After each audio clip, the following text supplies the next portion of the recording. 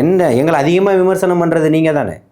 அப்போ நீங்கள் தானே அச்சத்தில் இருக்கீங்க. ஃபிடல் காஸ்ட்ரோ சொல்கிறாரு, உன்னை யார் அதிகம் விமர்சிக்கிறானோ அவனே உன்னை கண்டு அச்சப்படுகிறான்னு சொல்லிட்டு. அப்போ அச்சத்தில் யார் இருக்கா? இல்லை, கே நேரிலிருந்து எல்லா அமைச்சர்களும் ஒரு பதட்டத்தில் இருக்கிறதாவும் சொல்கிறாங்க. ஏன் இவ்வளோ பதறீங்க? 1 வயசு குழந்தை, 1.5 வயசு குழந்தை, உங்களுக்கு ஆட்சி இருக்கா? வந்த கூட்டம் ஓட்டா மாறுமா? இதா மாறுமா? வந்த கூட்டம் ஓட்டா மாறாட்டா நீங்கள் போடும்போது கூட்டம் வந்துட்டா எப்படி கூட்டம் வந்துருச்சுன்னு சொல்கிறீங்க? மூர்த்தி கூட ஒரு பக்கம் இப்போ ஒரு பேட்டி கொடுத்துருக்காரு.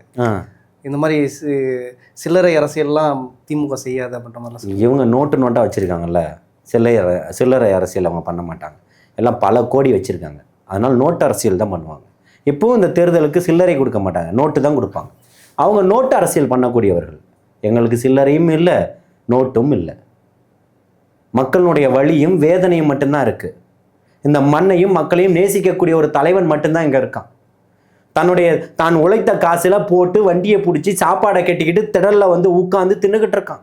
உங்களை மாதிரி காசையும் சாராயத்தையும் கொடுத்து கொள்கை இல்லாத ஒரு கூட்டத்தை கொண்டு வந்து வண்டியில் கொண்டு வந்து இறக்கி நிற்க வச்சு ஆடம்பரமான ஆடல் பாடல்களை நடத்தி நீங்கள் வந்து மாநாடு நடத்தி நாங்கள் நிறைவு செய்யலை.